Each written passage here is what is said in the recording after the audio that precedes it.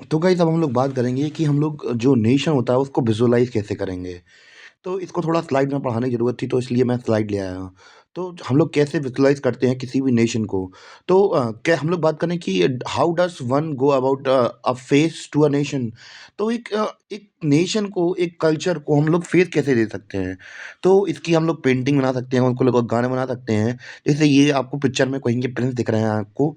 तो कहीं किसी कंट्री के ये राजा हैं, तो एज अ नेशन उन्हें, एज अ नेशन इनका चेहरा देख के क्या कर दिया गया है, एक कंट्री बना दी गई है। तो वैसे ही हम लोग बात करें कि जो आर्टिस्ट होते हैं, जो आर्टिस्ट थे 18 सेंचुरी और 19 सेंचुरी में, उन्होंने एक पर्सोनिफिकेशन का एक तरीका ढूंढा। जैसे हमारे देश की बात करें तो भारत माता की आप लोगों ने जो 2 रुपए का सिक्का देखा होगा पहले, जो 90s के बच्चे होंगे उन्हें पता होगा, पहले हमारे यहाँ पे 2 रुपए का सिक्का चलता था, उसकी में उसमें भारत माता की पिक्चर बनी रहती थी। तो ये एक ऐसे ही अलग अलग तरीके होते हैं अपना जो देश को ऐसा माता का तौर पर रिप्रेजेंटेशन देने का। तो वो जो पेंटर्स का काम होता है, तो वो बहुत अच्छी बखूबी उन्होंने 18 19 सेंचुरी में वहाँ पे भी किया। अभी हम आपको पिक्चर भी दिखाएँगे। तो यहाँ पे क्या किया गया, Nations were portrayed as a female figure. जैसे यहाँ पे मेल फिगर दिखाया जा रहा है आपको इन प्रिंस का, वैसे ही वहाँ पे फीमेल फिगर को दिखाया गया था। हम लोग बात करें और उनके बारे में भी हम लोग और बात करेंगे। It's sought to give a abstract idea of nation concrete form. तो एक तरीके से एब्स्ट्रैक्ट आइडिया को फॉर्म दे दिया गया था, यानी कि एक ऐसा सिंबल। जैसे हम लोग बात करें कि जैसे भूत, तो एक्चुअली हमने कभी, सही बताऊँ तो भूत का कोई या भगवान का कोई फॉर्म ही नहीं होता है। वो तो जैसे कि हमें पता है कि हम लोग उनको एक एब्स्ट्रैक्ट फॉर्म की तरह मान लेते हैं। इंडिया में पहले तो पेंटिंग पहले बहुत चलती नहीं थी, तो बाद में धीमे-धीमे पेंटिंग आने लगी। राजा राम मोहन वर्मा के बाद से ही हम लोग बात करें, पेंटिंग बहुत ज़्यादा पॉपुलराइज़ हुई इंडिया के अंदर, तो फिर हम लोग अलग-अलग तरीके से गॉड को डिपिक्ट करने लगे। तो वरना ऐसा नेचर गॉड तो हर जगह एक्ज़िस्ट करते हैं, और गॉड का कोई शेप नहीं होता है। वो तो जिसकी जैसी श्रद्धा होती है, वो अपने हिसाब से देखने की, पर्सीव करने की कोशिश करता है। तो वैसे ही कंट्री को, ऐसा नेशन को एब्स्ट्रैक्ट फॉर्म में लाया गया। Female figure become an allegory of nation. तो एक रिप्रेजेंटेशन बन गया नेशन का, क्या फीमेल्स को बना दिया गया। जैसे हम लोग बात करें कि अलग अलग सिंबल्स का इस्तेमाल किया गया फ्रेंच रेवोल्यूशन के दौरान। जो आर्टिस्ट थे उन्होंने फीमेल एलेगरी का इस्तेमाल किया अपने आइडियाज को, मतलब के लिबर्टी को, जस्टिस को, रिपब्लिक को शो करने के लिए। जैसे कि आपने स्टार्टिंग में जो पिक्चर दिखाई थी, तो वो मतलब फीमेल थी, वो लिबर्टी को रिप्रेजेंट कर रही थी। दीस आइडिया वर रिप्रेजेंटेड थ्रू स्पेसिफिक ऑब्जेक्ट और सिंबल। तो इनको पर्टिकुलरली किसी ऑब्जेक्ट के थ्रू या सिंबल्स के थ्रू हमने क्या किया, रिप्रेजेंट किया। जैसे टोपी प्लस चेन्स ये दिख रही हैं, तो ये लिबर्टी को शो करती हैं। ये आँख बंद करे हुए फीमेल, ये जस्टिस को शो करती है। और जो पेस्टिज सिंबल है, तो ये अलग-अलग चीज़ों को रिप्रेजेंट करके दिखाया गया है। जैसे यहाँ पे एलेगरी ऑफ फ्रांस को दिखाया गया है, मरियाना को रूप में दिखाया गया है। तो ये वहाँ का पॉपुलर नेम था, तो वहाँ के आर्टिस्ट ने सोचा कि एक मरियाना नाम का स्टैचू बना दिया जाए। इसे लोग एज़ अ फ्रांस की तरह देखेंगे, मदरलैंड की तरह देखेंगे, जैसे कि हम लोग बात करें।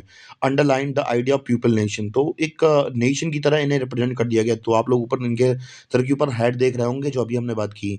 हर characteristics were drawn from those of liberty and republic. Red cap, tricolour, तो जैसे कि हमने देखा ट्राई कलर सिंबलाइज करता है।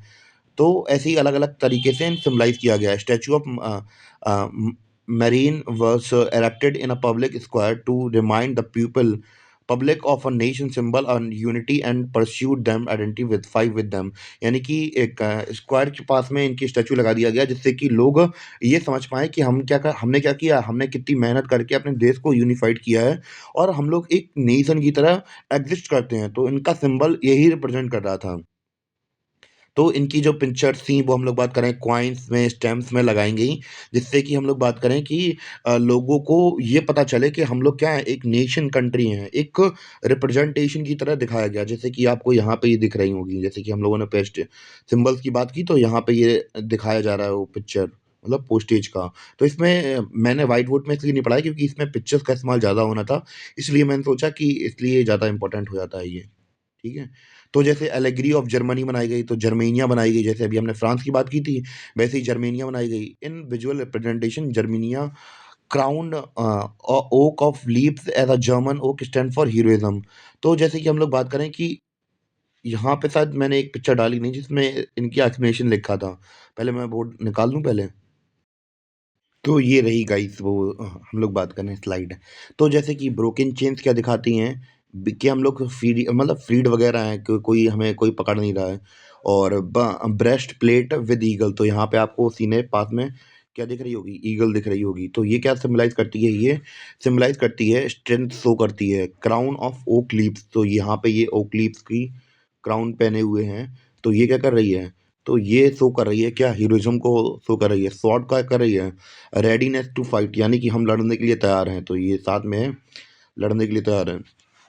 Olive branches around the sword, तो विलिंग टू मेक पीस, तो यानी कि हम लोग लड़ना नहीं चाहते हैं। तो इसमें ये ब्रांचेस के ऊपर, स्वॉर्ड के पास में जो ब्रांचेस हैं, ये शो कर रही हैं कि हम लोग शांति समझौता करने के लिए भी तैयार हैं। इसके बाद हम लोग बात करें कि black and red gold try colour, ये क्या है, ये देखिए। तो ये क्या है, ये क्या है, फ्लैग ऑफ लिबरल नेशनलिस्ट, यानी कि ये 1848 के बारे में अभी हम लोगों ने बात की थी। तो उसमें जो लिबरल नेशनलिस्ट थे, उनका उनके फ्लैग्स हैं। और बैंड है किसके, ड्यूक्स के, यहाँ पे अच्छे से नहीं आ पाई, ड्यूक्स ऑफ जर्मन स्टेट्स के, ठीक है। और जैसे यहाँ पे पीछे से कुछ राइजिंग सा हो रहा है, यहाँ पे देखिए, यहाँ पे कुछ रोशनी सी निकल रही है। तो ये न्यू एरा के जे के बता रहे हैं कि नए एरा की शुरुआत हो रही है। तो ऐसे करके हम लोग बात करें, डिपिक्शन हुआ है इन इमेज के थ्रू, क्लियर। तो ये सिंबल्स हैं और ये इनकी मीनिंग्स हैं।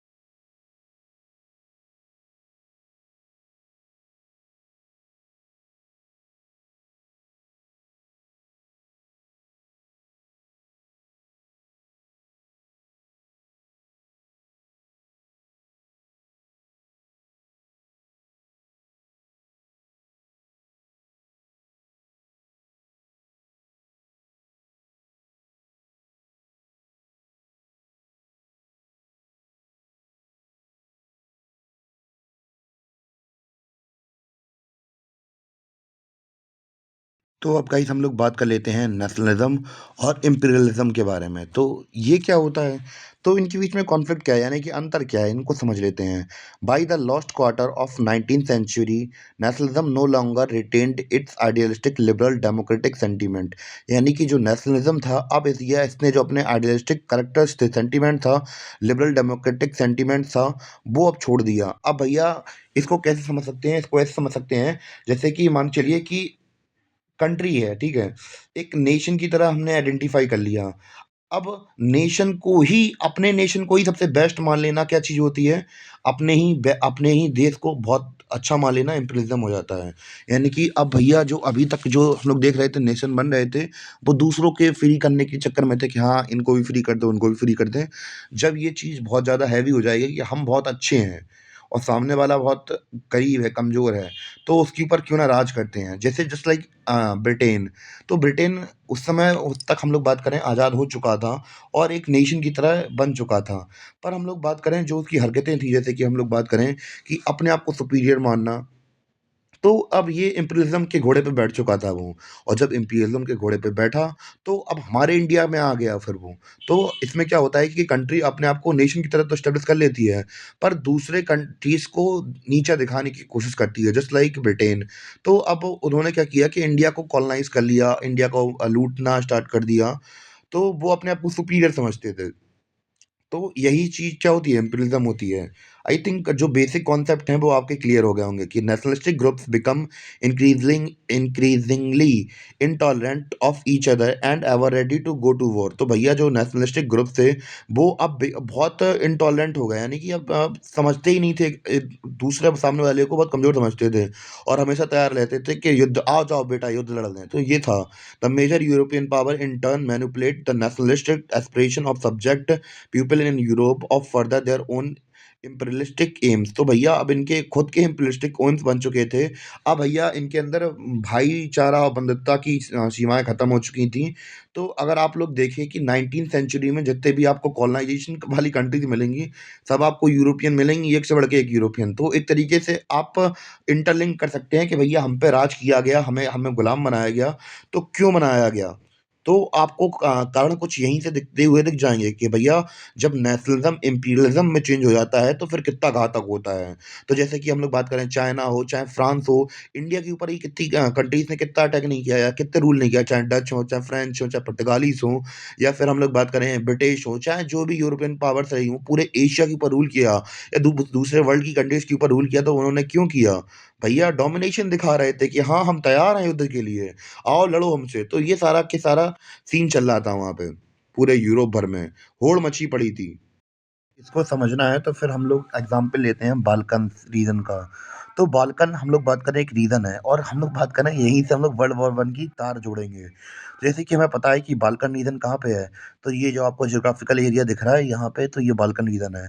तो रीजन ज्योग्राफिकल और एथिकनिकल वेरिएशन है, यहाँ पे हम लोग बात करें मॉडर्न डे पे Romania, Bulgaria, Albania, Greece, Macedonia, Croatia, Bosnia, Herzegovina, Slovenia, Serbia and Montenegro. तो ये हमें जो इतने कंट्रीज़ दिखती हैं, तो इस पूरे रीजन को बाल्कन रीजन बोला जाता है।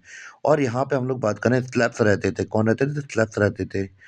और जो बाल्कन थे, बाल्कन एरिया था, अब भैया मोस्ट सीरियस सोर्स बन गया नेशनलिस्टिक टेंशन का। यहाँ पे स्पेलिंग सही नहीं लिखी है, फिर भी बता दे रहा, NATIONALISTS होती है। तो यहाँ पे नेशनलिस्टिक टेंशन बनने लगी 1871 के बाद। कैसे बनी इसको समझते हैं हम लोग अब। तो वो हमें पता था कि यहाँ पे पहले रूल चला था किसका? ओटोमन एम्पायर का। तो भैया जब धीमे-धीमे यहाँ पे ओटोमन एम्पायर का जब हम लोग बात करें पतन होने लगा, डिसइंटीग्रेशन होने लगा किसका? ओटोमन एम्पायर का। यानी कि अब ये जो ओटोमन एम्पायर था अब धीमे-धीमे कमज़ोर होने लगा। तो अब धीमे-धीमे जो नेशनलिस्टिक फीलिंग्स थी पूरे के पूरे यूरोप में, ये इस बाल्कन रीजन में, और इसमें क्या हुआ कि रोमांटिक नेशनलिज़्म की फीलिंग भी फैल रही थी। तो अब जो बाल्कन रीजन था, अब भैया इन लोगों में फ्यूल भर गया। क्या फ्यूल भर गया? कि ओटोमन एम्पायर तो जा ही रहा है, तो अपने आप को इंडिपेंडेंट क्यों ना कर लिया जाए? क्योंकि अब रोमांटिक नेशनलिज़्म तो जग ही रहा है कि भैया हम लोग इंडिपेंडेंट हैं, इंडिपेंडेंट हमारा कल्चर, हमारा कल्चर। तो इसको लेकर जो ओटोमन एम्पायर था वो तो डिक्रीज़ हो ही रहा था। तो भैया जैसे ही मौका मिलता है लड़के बड़े होते हैं और जैसे ही घरवालों को हाथ पैर कम होता है, हट फरार हो गए, जे दारू पीनी हो तो शराब पीनी हो तो ये सब करने लगते हैं। तो फिर कंट्रीज़ के बारे में नहीं कह रहा, एग्ज़ाम्पल दे रहा था बस केवल। तो ये सब होने लगा। तो one by one European subject nationalities broke away from its control and declared independence. तो बाद में ये जो जो हम लोग बात करें छोटे-छोटे इलाके थे ये, जैसे कि रोमानिया हुआ, बल्गेरिया हुआ, तो ये सब क्या करने लगे? अपने आप को फ्री करने लगे, इंडिपेंडेंट करने लगे। Balkan peoples based their claim for independence और political rights on nationality and used history to prove they were had once been independent, but they subsequently by subjugated सबजुगेटेड bye foreign powers. तो अब ये लोग क्या करने लगे, क्लेम्स करने लगे बाल्कन बेस्ड पीपल, तो ये कहने लगे कि भैया हम लोग इंडिपेंडेंट हैं, हमारे पास पॉलिटिकल राइट्स हैं। हम लोगों को ये लोग अपनी हिस्ट्री को दिखाने लगे कि हाँ देखो हम लोग कभी इतिहास में इंडिपेंडेंट हुआ करते थे, हमें फॉरेन पावर्स ने दबा लिया, इस वजह से हम लोग के कंट्रोल में आ गए, तो हमें अब इंडिपेंडेंस चाहिए। तो ऐसे करके हम लोग बात करें, जो ओटोमन एम्पायर पूरे इलाके के अंदर स्प्रेड हो गया था, अब उसका डी-इंटीग्रेशन हो रहा था, और ये छोटी-छोटी कंट्रीज़, छोटी-छोटी कंट्रीज़ आपस में क्या कर रही थी, लड़ रही थी। और यही कारण बनेगा किसका, वर्ल्ड वॉर का। कैसे बनेगा और वो भी समझते हैं। Hence the rebellious nationalities in the Balkan region through thought of their struggles as attempt to win back long lost independence। तो अब यहाँ पे रेबिलियस नेशनलिटीज होने लगी, मतलब लड़ने लगे आपस में, आपस के रीजन के अंदर। और इससे क्या हुआ कि जब घर में छोटे बच्चे लड़ रहे होते हैं तब तक ठीक है, मैं भी जानता हूँ एक दो लोगों को, उनके घर के बच्चे लड़ते हैं तो तब ठीक है। पर जब उनके बीच में उनकी मम्मी पापा बीच में घुस जाते हैं तो भैया वहीं पे बहुत भयंकर विवाद होता है, बहुत भयंकर। तो यहाँ पे स्लैविक नेशनलिटीज का मतलब ये है कि जो रीजन में, उस रीजन में, बाल्कन रीजन में जो जो लोग रहते थे, जो जो कंट्रीज थी, तो उनका नेशनलिटीज की बात कर रहे हैं हम लोग यहाँ पे। तो ये लोग मतलब अपनी आइडेंटिटी डिफाइन करने के लिए लड़ रहे थे, ठीक है, स्ट्रगल कर रहे थे। Balkan area become an area of intense conflict. तो भैया अब अपने आप को एक्सपेंड भी तो करना था भैया, कि नेशनैलिटी तो बन गई है, अपने आप को एक्सपेंड भी तो करना है।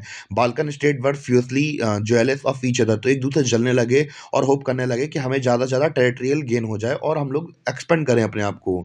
पर प्रॉब्लम तब तक तो नहीं थी जब तक घर के छोटे बच्चे लड़ते हैं, छोटे बच्चों की तो आती होती लड़ने की, पर जब बड़े उसमें घुस जाते हैं तो फिर तबाही होती है। तो बाल्कन रीजन तो फिर हम लोग बात करें, ठीक ही ठीक था, पर उसके साथ बिग पावर राइवलरी आने लगी, यानी कि जो बड़ी-बड़ी कंट्रीज़ थी, बड़े-बड़े एम्पायर से जब वो इसमें उतरने लगे, तो फिर चीज़ें बहुत खराब हुईं।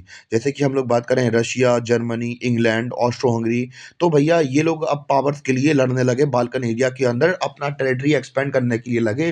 तो जैसे कि आपको पता होगा, किसी ड्यूक को मार दिया तो गोली, तब तो हम लोग बात करें, तब हम लोग बात करें फर्स्ट वॉर की स्टार्टिंग हुई थी। तो फिर यही हम लोग बात करें लीड ऑफ सीरीज़ की, तार यहीं से जुड़ते हुए हमें दिख जाएँगे कि कैसे-कैसे वहाँ पे जो बाल्कन रीजन था वहाँ पे जब इतनी ज़्यादा कॉन्फ्लिक्ट बढ़ने लगा, तो जब इसमें धीमे-धीमे जो बड़ी पावर्स थी उन्होंने इंटरफेयर करना स्टार्ट किया, तो धीमे-धीमे क्या हुआ? This lead to series of war in region and finally the first world war. तो यही वो रीज़न था जिसकी वजह से फर्स्ट वर्ल्ड वॉर की स्टार्टिंग हुई थी। अगर जी छुटपुटिया कंट्री या जो-जो छोटी-मोटी कंट्री थी या फिर जो आपस में कंट्रीज़ नहीं लड़ती और अपने जो मिल गया उतने में खुश रहती, तो फिर आगे चल के जो जो टेरिटरी एक्सपेंड करने का जो गोल थे उनके, तो अगर इसको ना बढ़ाती तो फिर प्रॉब्लम ना बढ़ती और ना ही फर्स्ट वर्ल्ड वॉर आती, ना ही लाखों करोड़ लोग मारे जाते। ज़्यादा इमोशनल हो गया मैं तो। तो गाइस, अब हम लोगों ने जब नेशनलिज्म के बारे में इतनी सब बातें कर ही ली हैं, तो जब नेशनलिज्म क्या हो जाता है, इम्पीरियलिज्म के मतलब इम्पीरियलिज्म बन गया, धीमे-धीमे अलाइन कर गया इम्पीरियलिज्म के साथ धीमे-धीमे। तो फिर यूरोप के अंदर हमने 1940s में क्या देखा, डिज़ास्टर देखा in in the form of world war first. तो ये वर्ल्ड वॉर फर्स्ट 1940 में स्टार्ट हो गई थी। तो अब हम लोग क्या कह सकते हैं कि नेशनलिज्म कोई काम का नहीं है, तो हम लोग ऐसा नहीं कह सकते हैं।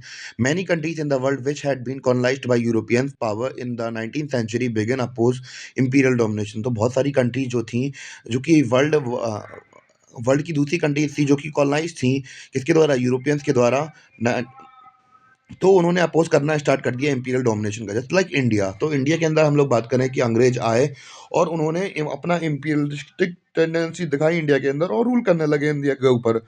तो वो ऐसा इंडिया को एज़ अ नेशन और नेशनलिज़्म थोड़ी ना जगाने के लिए आए थे, वो तो लूट रहे थे इंडिया को, क्योंकि कि भैया वो अपने नेशन को बहुत अच्छा मानते थे। तो ये सीन था, ठीक है? तो एंटी नेशनल मूवमेंट हम लोग एक तरीके से कह सकते हैं कि इससे क्या हुआ कि इंडिया के अंदर एंटी इम्पीरियल मूवमेंट चलाया गया कि इनको हटाओ यहाँ से। तो इसको हटाने के चक्कर में ही हमारे यहाँ पे नेशनलिज़्म डेवलप हो गया। तो यही होता है कि एंटी नेशनलिज़्म मूवमेंट जो चलाए जाते हैं, इससे भी नेशनल डेवलप हो जाता है। In the sense that they are a struggle to form independent nation state and were inspired by sense of collective national unity forged in confrontation with imperialism। तो भैया जब मतलब एक सेंस ऐसा निकलता है कि हम सभी लोगों ने बहुत मेहनत की, कैसे कैसे अंग्रेजों को भगाने में पार्टिसिपेट किया, तो ऐसा नहीं था कि जो नेशनलिस्टिक मूवमेंट थे इंडिया के अंदर भी, तो वो केवल केवल जो बड़े-बड़े लीडर्स थे उन्होंने ही चलाए थे। आम लोगों ने भी पार्टिसिपेट किया था, तो एक सेंस ऑफ कलेक्टिवनेस भी आ गई है कि हाँ, हम लोगों ने अब सब लोगों ने मिलके साथ में अपने देश को आज़ाद कराया है, तो ये सारा का सारा देश हमारा है। The idea that society should be organised into nation state come to be accepted as a natural and universal. तो बस यही है और कुछ नहीं है। इसी के साथ अपना जो चैप्टर है, वो खत्म हो जाता है और उम्मीद है कि आपको ये च समझाया हुआ चैप्टर अच्छा लगा हो और जो भी आपको ओपिनियन जो आपके ओपिनियंस हों, तो आप ज़ाहिर कर सकते हैं और बाकी अगर कुछ भी डाउट्स लगे चैप्टर से रिगार्डिंग तो आप कमेंट कर सकते हैं और बाकी जो लास्ट में मैंने यहाँ पे ये पीडीएफ के थ्रू समझाया है, वो इसलिए समझाया क्योंकि लैंग्वेज में थोड़ी प्रॉब्लम हो रही थी और मैंने सोचा कि क्यों ना इमेजेस के थ्रू समझाया जाए, इसलिए फिर मैंने ये सारा सीन डाल दिया, वरना फिर मैं व्हाइट बोर्ड पे ही पढ़ा था। और उम्मीद है कि आपको ये लेक्चर समझ में आया हो और आशा करता हूँ कि आपका जो बोर्ड्स हैं, तो उनमें आप अच्छे मार्क्स गेन करें। अगर यूपीएससी की प्रिपरेशन कर रहे हैं, तो best of luck for your examination. Thank you guys.